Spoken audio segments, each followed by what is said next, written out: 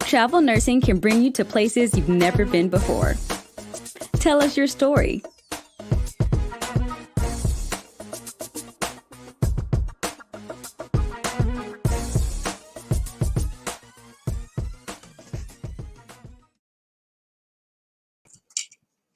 Hello. Hello. It's Rita at the Travel Nurse channel once again on a Tuesday. Oh, there's my, I don't have a name for him. I would call him Mr. Bones, but he's more Mr. Muscles. He's distracting me. Oh, well, we'll move him later. See if I can block him. There we go. Oh, good morning, everybody. This is the Travel Nurse channel. We're here every Tuesday, pretty much, from 10 a.m. to 11 a.m.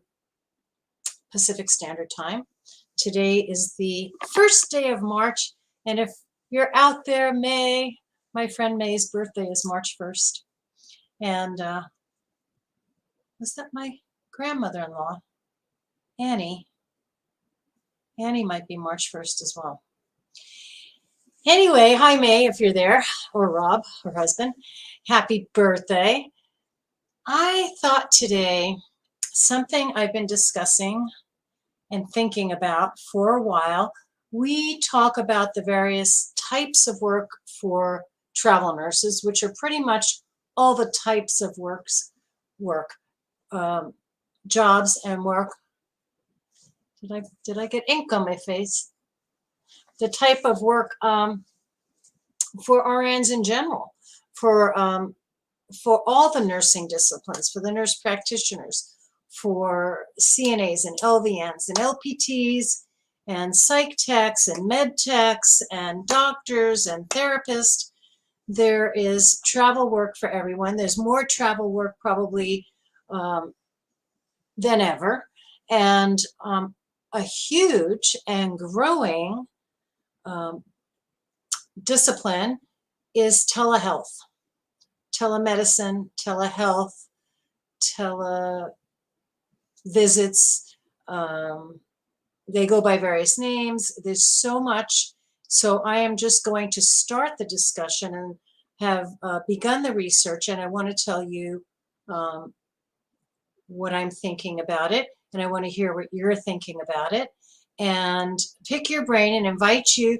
You can call, and let me make sure that comment line is open. We are live right now on Facebook and YouTube. Then we go into an archive. So we have various discussions every week. We have special guests from time to time. And this is a subject that I think is really important, telehealth and telemedicine, because of the growth factor. And surprisingly, some areas where it is growing. Now, virtual visits or Zoom visits or phone visits have been occurring. Telemedicine, telehealth, surprisingly to me, as I started to do my research, began in the 1950s. So it's as old as me because I began in the 1950s. But it's been more in practice, I want to say, in the last 15 years. And the growth of it has really occurred since the pandemic, the rapid growth of it.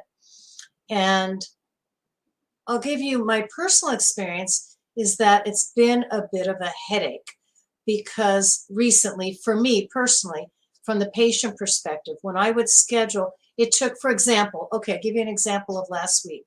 My mom has an issue. I'm trying to resolve it. The first step is to talk to one of her providers. And I scheduled it. I was available during that time, albeit I was driving, running errands, going from one place to another. But other calls came in and I was able to manage them. And they give you a window, right? They say, if your appointment's at noon, be available between 11:30 and 12:30 or 11 and 1. Maybe it's a 2-hour window. Maybe it's an hour window, an hour and a half. I think it's an hour and a half. And they called, but they did not leave a message. I didn't get the call. My phone was on, the ringer was on, etc. Okay, so that's day one. So I call, and then as soon as I get home, I email, because that's how I set up the visit. and don't get through. So that's day one. So that's scheduling online, calling, going back online, 0 success. The next day I call again, and it was too early. So I call again and I get someone and I say, look, I don't know if it was my phone. I rebooted it. I had my husband check. Everything seems to be good with my phone. I'm getting other calls. So, but let me give you a backup number. And I give them my husband's mobile phone number because it's like an appendage. He wears it in a lanyard around his neck. He's never far from his phone. He's getting a contracture in his neck because he's always in his phone. But to my advantage, I know if I miss the call for whatever reason, that he'll get the call. So that's day two. Day two, we set up again. This time we set up a morning visit. So I'm available. I think the call was 9 or 9:30. I'm available between 8, 9, 10. By 10 o'clock, I'm like, what the heck happened? And the backup call was my husband's number, and that's who the doctor called. And surprisingly, he didn't even answer it. I think he was at his workout. And so the one moment where he doesn't answer his phone. So at any rate, by 10:30, I'm on the phone again, and I go, what happened to my phone visit with the doctor? And, oh, they called. What number did they call? They called the wrong number. I'm like, oh, dear me. So we try one more time, 2 days into it, and schedule for the third day. Boom, finally went through, had a meeting. It was actually a nurse practitioner, super helpful, discussed some things. And now the next step for my mom is to get some labs done, which I think this ties into telemedicine. My mom is handicapped. She is a left hemi. Yeah, left hemi with right-sided paralysis. She's 92. She's a remarkably sturdy 92-year-old and a remarkably cognitive 92-year-old. But she can't drive. She can't transport without assist. And that depends. Do you have a vehicle that can manage a big, heavy electric chair? Do you have someone healthy enough to move a standard wheelchair? And so forth. So part of that telehealth, I feel, should include mobile treatments, correct? Right, like home visits and labs and so forth. So now she has to schedule someone, often me, to get her to the lab. It's time consuming, it's costly. It involves a van, it involves a driver, it involves maybe assistance, whether she's using the electric or the standard, depending on what the van can tolerate, and then an entire lab, right? That's pretty expensive. Running a lab, running a facility, running a hospital means multiple departments, multiple disciplines, multiple salaries, right? Expensive.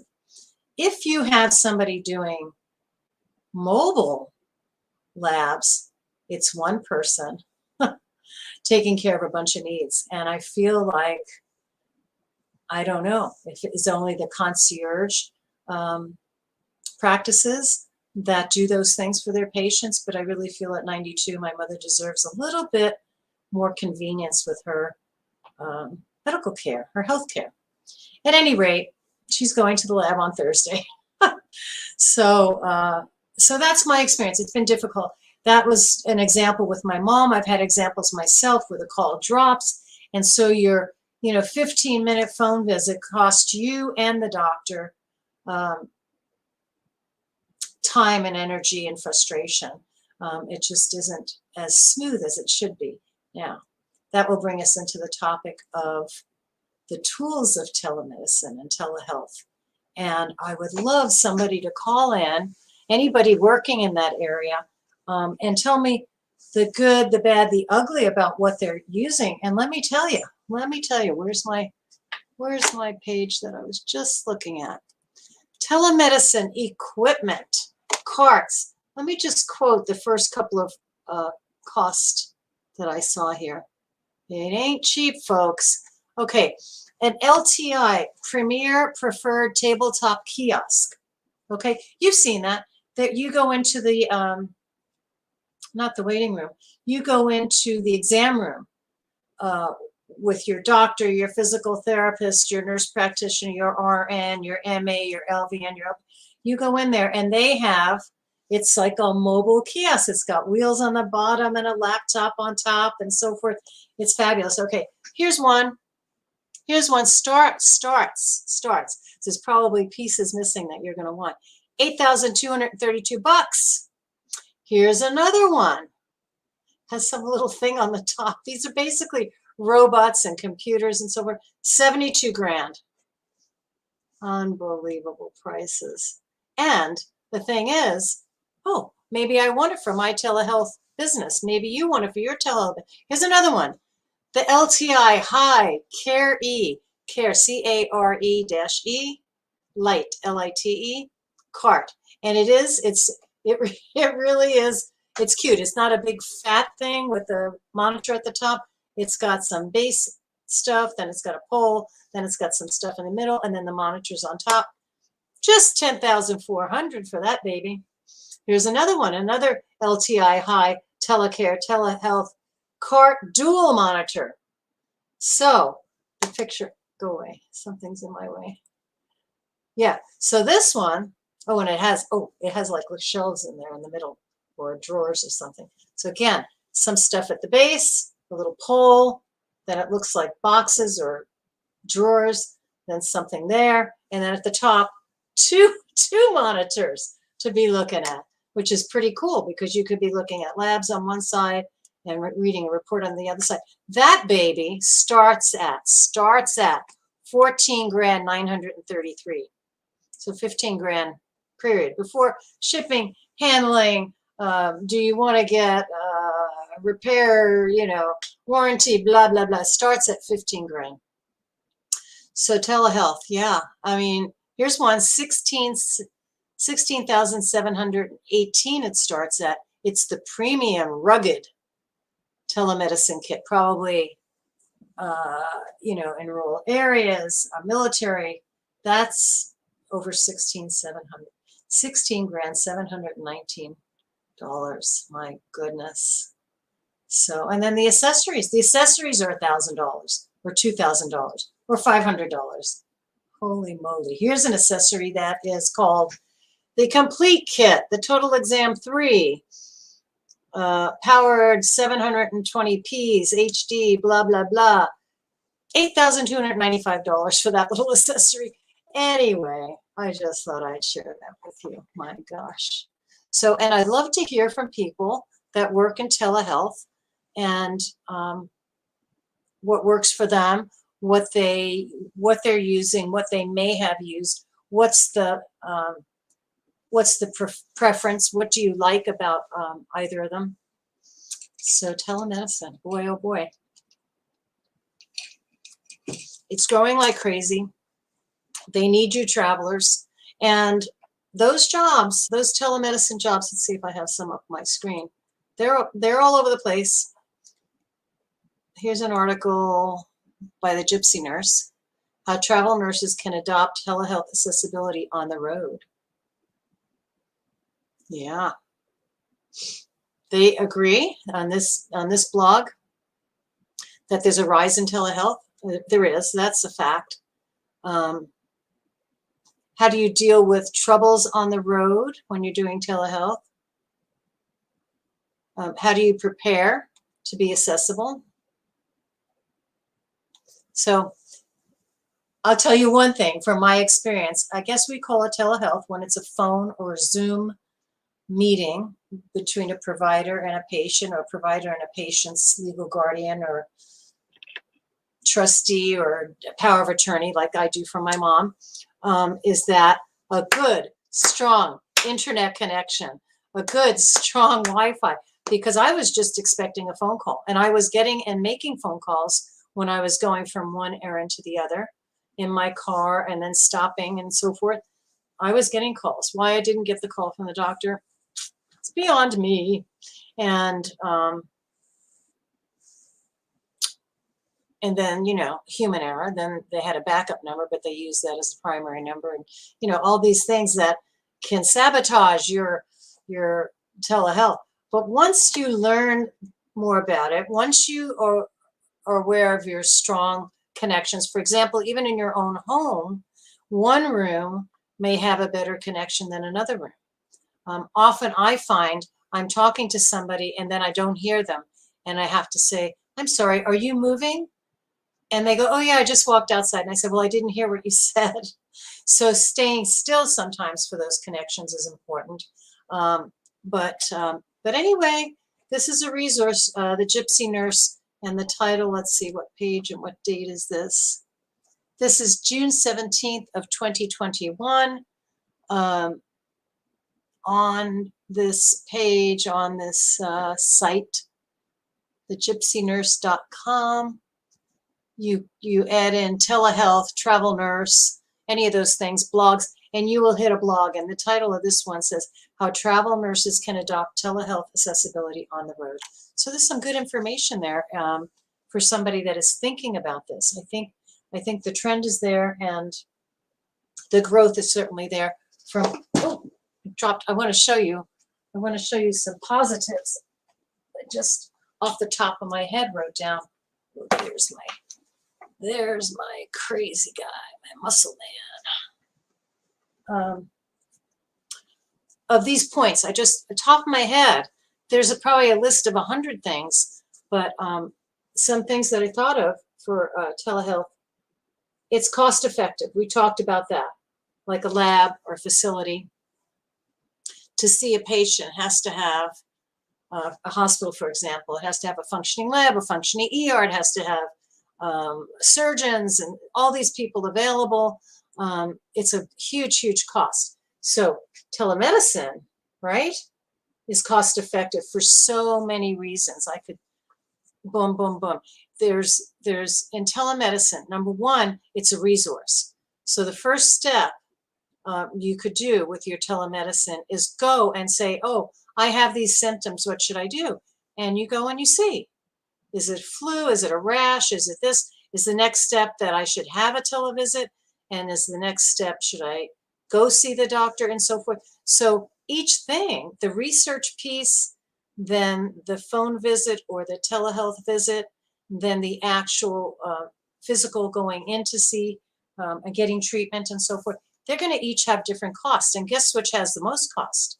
The visit, the trip to the urgent care, the trip to the doctor's office, the trip to the ER. So cost effective, super cost effective, people. Of course, once you have those expensive machines. No, I don't know. I don't really know. For different levels of telehealth, you're going to use different devices, different health kits. The convenience, my goodness, the time saving. Once you get it down, once you're providing great telehealth, and that'll be another broadcast where we talk about who's using it, who's at the top of the heap with telehealth, who's doing a great job at it. Choice, it gives you a choice. My God, who doesn't want that? And then I added that one at the bottom. Children find it easy. Isn't that nice? Of course, children are computer savvy. They're Zooming. They've done remote schooling, and it can be pleasant. They don't have to go to a facility and have different smells and see different things that may be upsetting to them. My daughter, for example, it runs in our family on my husband's side, is a fainter. And so being in an emergency room can be very traumatic for her. She has to sit down before she falls down. She's just, that's it. My husband has that issue too. And my daughter, 2 of my 3 children had that issue with blood. My youngest daughter, Alex, who's training to be an OT, is getting tougher by the minute, but she, what do I want to say about her fainting? Oh, she is by far super sensitive. We can't even say the B word, blood. It's already, it create, there's that memory, that muscle memory, and she really gets sick, poor thing. Anyway, so yeah, so I wanted to say, just off the top of my head, there are a lot of reasons why telehealth is helpful. It's convenient. It gives people a choice. It's cost effective. Oh, I lost my E in cost effective. And the bonus is that children really find it easy and don't mind doing it. So yeah. So telemedicine, anybody out there working in that field, anybody out there interested working in that field. And let's talk about the areas where the need is. Why is there a need? Well,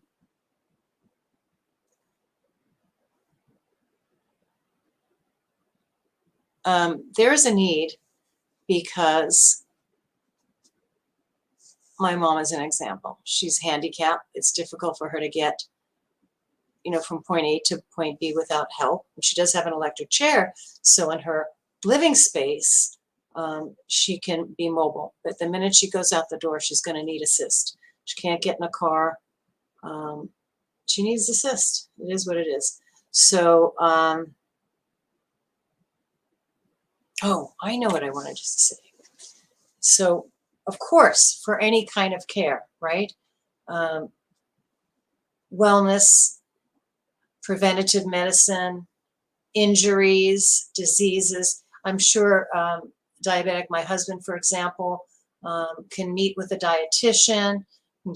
A lot of telehealth can occur that way. It's very convenient. It's very helpful. Then you can follow up with emails or texts.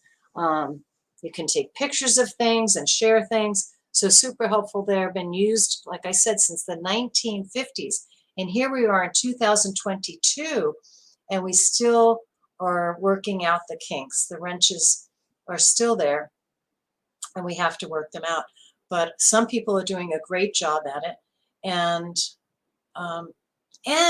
you can maybe be in another continent. Maybe your work is taking you abroad. Maybe your work is taking you across the country or interstate, and you need to connect with your provider. You can. So it crosses the miles. That's another thing. And then I want to say it before I leave it out. There's a huge need for it in the behavioral medicine realm. So there aren't facilities. Years ago, we had a variety of facilities for people, inpatient, outpatient, for behavioral diseases and behavioral health and wellness, and rehabs and a variety of things. And there are less and less. And so the rise for telemedicine and telehealth in the behavioral medicine field is on the rise. Big need there. Hospice, home health, diabetes, education, disease, injuries, research. Some telehealth, many, I imagine, are using AI, artificial intelligence, to download your information and speed up the process of getting to the root of what's occurring, what's affecting your wellness, what's affecting your health, and what would be the next step. So it's not always fun to not speak to a person, but if it gets you where you need to be, ultimately, if it speeds up the process between health, ill health, and treatment and recovery and wellness, it's a good thing. It's a good thing. So telehealth is definitely on the rise. It is workable in almost every area of medicine and surgery and so forth. And actually, a form of telehealth is reporting, right? So you don't even necessarily need the artificial intelligence or the provider or the practitioner or whoever is part of the team, of the telehealth team, the RNs, the docs, the MAs, whoever is part of that team for telehealth, the schedulers and so forth, that,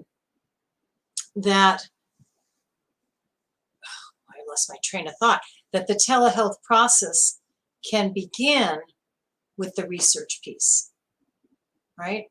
So you can go online, right? That's how I do. I schedule an appointment. Many appointments you can schedule online. Certain specific ones, maybe your otologist or ophthalmologist, the eye doctor, the ear doctor, not the basic primary care surgeons and so forth. But then there's pieces that go out to it. I'll give you an example where telehealth is merely just filling out forms. Click, click, click, and then you get your response. So I recently had a hip replacement, and I'm really, really, really doing well. It's so nice to be a couple of months away and pain-free and mobile. And so now I'm working on balance and speed. My strength is really good, so that's good. Being out of pain is really good. But then there are pieces. For example, I hear from my surgeon, that piece of the team, they use a product that they send to me periodically. So I had my surgery, where are we? At the beginning of March. I had it at the end of November 30th. So we'll say December, January, February. 3 months. 3 months later, I still get messages, either email or text or both. They're pretty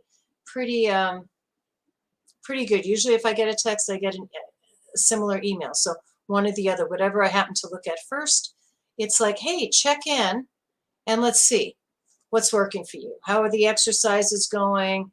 How are you feeling? How do you feel about this program? How can we improve it? So boom, boom, boom. So that by the time I have a follow-up with the physician, whether it's going to be phone or Zoom or in person, there's information. There's already information. We have sped ahead, right? Instead of having a extensive visit for 30 minutes, 40 minutes, whatever, putting the doctor maybe off schedule, that the information is out there.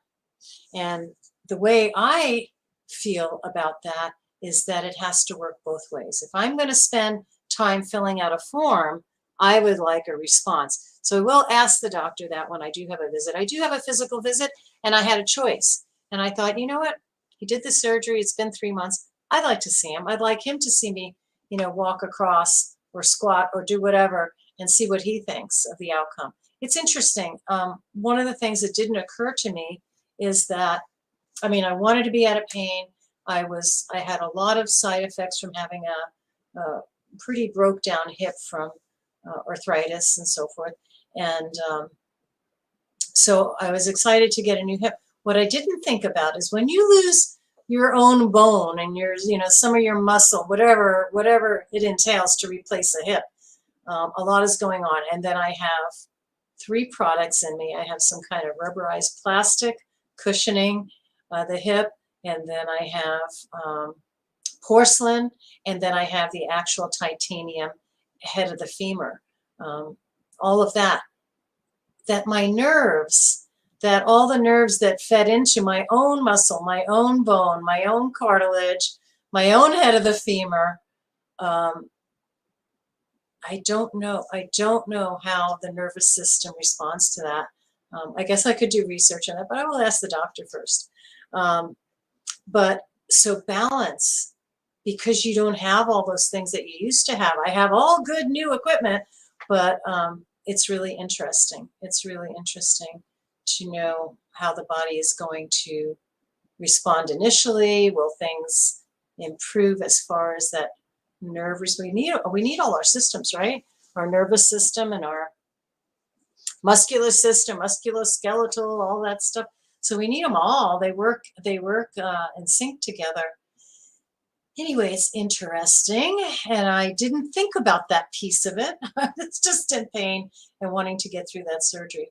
So there you go. So kids find the telehealth easy. They can probably help. If there's children in your household, they can help you with those visits. The mental health, the behavioral medicine area is growing like crazy for telehealth. So all the psych nurses, maybe just nurses and travel nurses, travel personnel that are thinking they don't want to leave, they love their work, but maybe they want it They want a little bit of a change, and telehealth may be for you. It may reduce the amount of time you're on the road. If you're a traveler, you may not have to travel out of state. You maybe can, for example, do telemedicine from another state. I mean, I've seen jobs out there where they have a need, say, in Virginia, and I'm in California, and I could actually provide for the need in Virginia from my little home office with my muscle man and my nursing, all my little nursing tchotchkes that I've collected over the years. Anyway, I think it's a great subject to pursue. I am very, very interested in feedback from people out there that are practicing telehealth, telemedicine. I'm very interested in the equipment and what you like about it, what you don't like about it, what you prefer. And I invite you to come be on the broadcast with me. It's very, very easy. I just give you a link and boom, we're both here speaking to thousands of people that are interested. And then I'll show you one more time. I kind of muffed it up. I lost an E here. But reasons telehealth, telemedicine, why nurses may be thinking about and should think about it, because there are many, many jobs. Diabetic educators, behavioral medicine nurses, urgent care, you name it, there's a need. There's a need. So here we go. It's cost effective. It's convenience. It's convenience for the provider. It's convenience for the patient, the client, and it gives everybody a choice. There's a bonus that children find it easy, and that bonus pertains to COVID times, which seem to be improving. The Omicron is, people have gotten it and are continuing to get it, but it's not on the rise. It's not a killer necessarily, so people are doing well. I'm going to sign off. I'm not getting too many responses this morning, and I have used up a good portion of my hour. This is Rita at the Travel Nurse channel, and we have all things, all topics about travel nursing. Today the topic was telehealth and telemedicine, and the need for nurses is huge. Did I give you all the tidbits I wanted to today? Let's see. Let's go over here. Let's go over here. They want me to refresh. Oh, stop it. There's lots of perspectives from the different travel agencies. There's there might be you might consider, if you're considering telehealth, getting your CEUs in telehealth. So there's education out there for telehealth. And I'm saying telehealth, you may know it by different names: teledoc, telemedicine. I don't know, they might have cyber in some of it. How do travel nurses adopt accessibility while they're on the road? So maybe, is there a rise in telehealth? Yes, indeedy. Yes, there is. What else?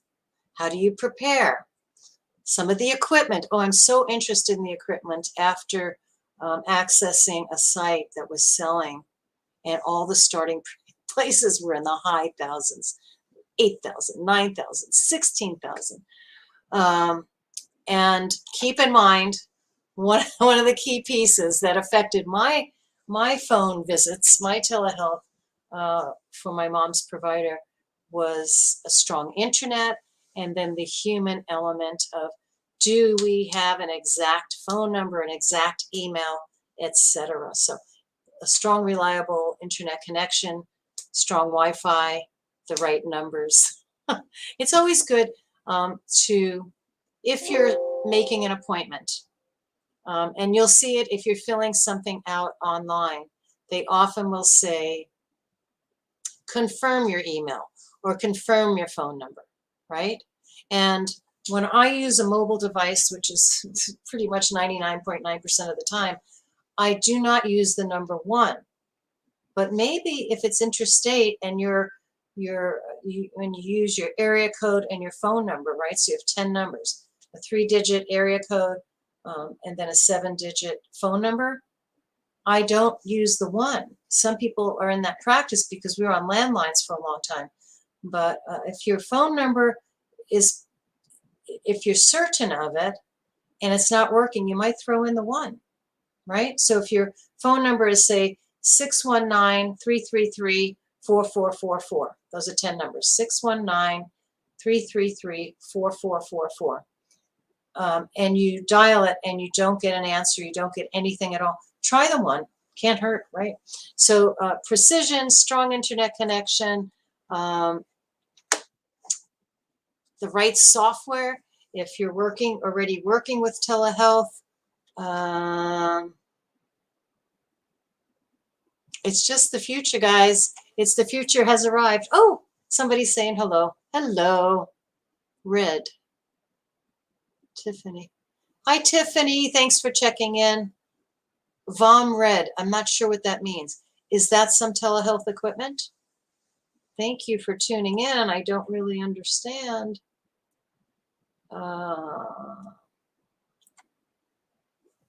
Anyway, thanks for tuning in.